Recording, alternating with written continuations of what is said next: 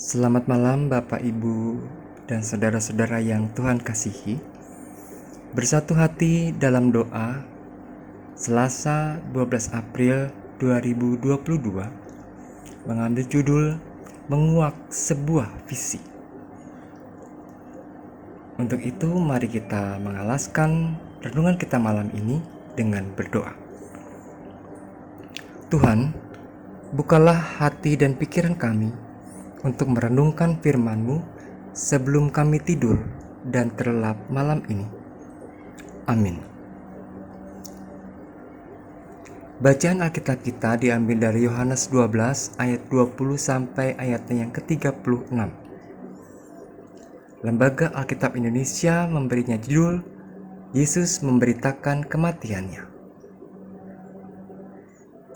Di antara mereka yang berangkat untuk beribadah pada hari raya itu, terdapat beberapa orang Yunani.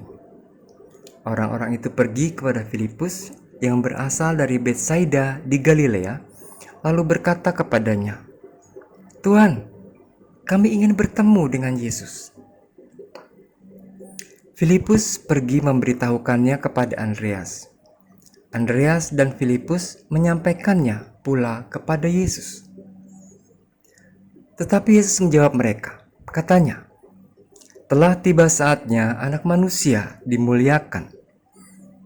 Aku berkata kepadamu, sesungguhnya jikalau biji gandum tidak jatuh ke dalam tanah dan mati, ia tetap satu biji saja. Tetapi jika ia mati, ia akan menghasilkan banyak buah. Barang siapa mencintai nyawanya, ia akan kehilangan nyawanya. Tetapi barang siapa tidak mencintai nyawanya di dunia ini, ia akan memeliharanya untuk hidup yang kekal.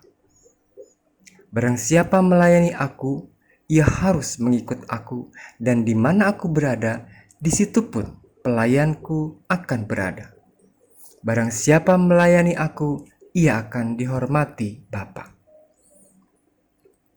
Sekarang jiwaku terharu, dan apakah yang akan kukatakan? "Bapa, selamatkanlah aku dari saat ini."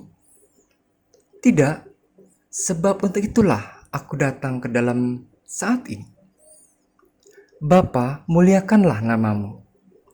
Maka terdengarlah suara dari sorga, "Aku telah memuliakannya dan aku akan memuliakannya lagi." Orang banyak yang berdiri di situ dan mendengarkannya berkata bahwa itu bunyi guntur. Ada pula yang berkata, "Seorang malaikat telah berbicara dengan dia." Jawab Yesus, "Suara itu terdengar bukan oleh karena aku, melainkan oleh karena kamu. Sekarang berlangsung penghakiman atas dunia ini. Sekarang juga penguasa dunia ini akan dilemparkan keluar. Dan aku, apabila aku ditinggikan dari bumi, aku akan menarik semua orang datang kepadaku." Ini dikatakannya untuk menyatakan bagaimana caranya ia akan mati. Lalu jawab orang banyak itu, "Kami telah mendengar dari hukum Taurat bahwa Mesias tetap hidup selama-lamanya. Bagaimana mungkin kau mengatakan bahwa Anak Manusia harus ditinggikan? Siapakah Anak Manusia itu?"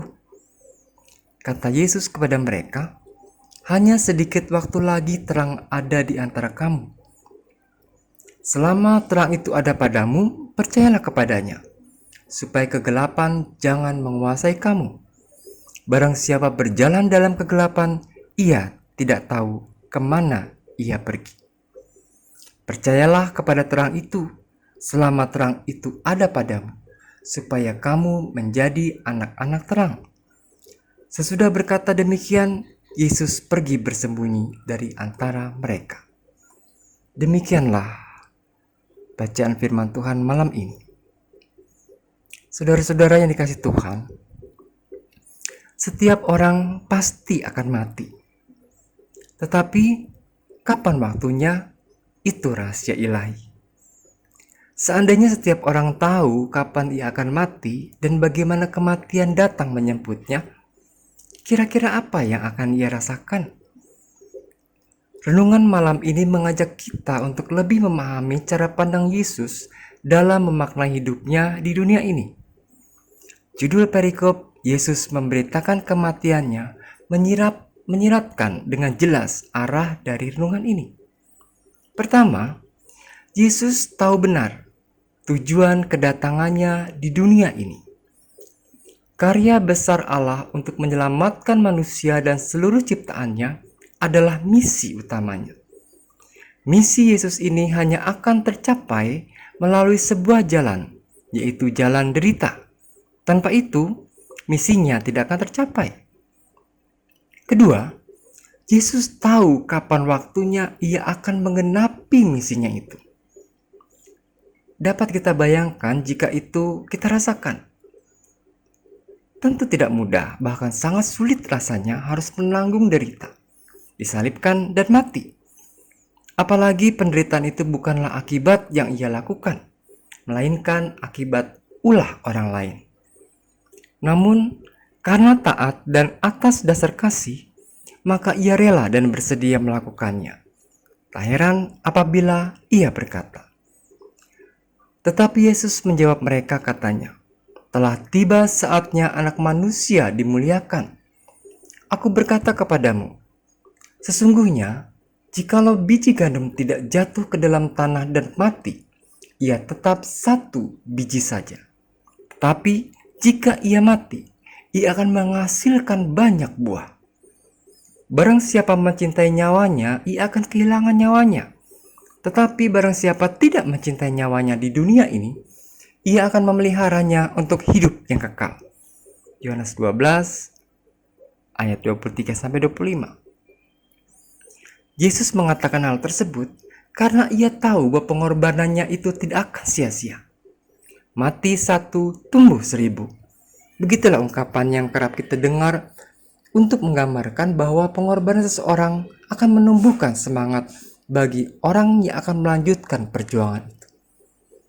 Ungkapan yang memiliki pengertian sama seperti Yesus katakan, "Jikalau biji gandum tidak jatuh ke tanah dan mati." Bahkan, Yesus sangat terharu ketika banyak orang yang mencari dirinya. Hal ini tentu dapat memberikan kekuatan tersendiri bagi Yesus dalam memenuhi misinya. Ketiga, Yesus juga tahu bahwa apa yang ia lakukan bukanlah untuk dirinya sendiri. Yesus bukan orang yang gila sanjungan.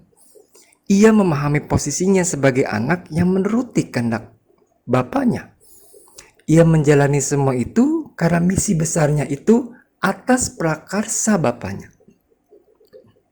Dengan begitu, pujian dan kemuliaan hanyalah untuk Bapanya. Oleh sebab itu, ia berdoa, "Bapa, muliakanlah namamu. Bukan Bapa, muliakanlah namaku." Ketiga hal inilah yang perlu kita pahami kembali, mengingat saudara dan saya adalah murid-murid Yesus. Hasil dari biji gandum yang mati tadi. Kiranya ketiga hal ini jugalah yang menjadi perenungan kita sebelum terlelap malam ini. Amin.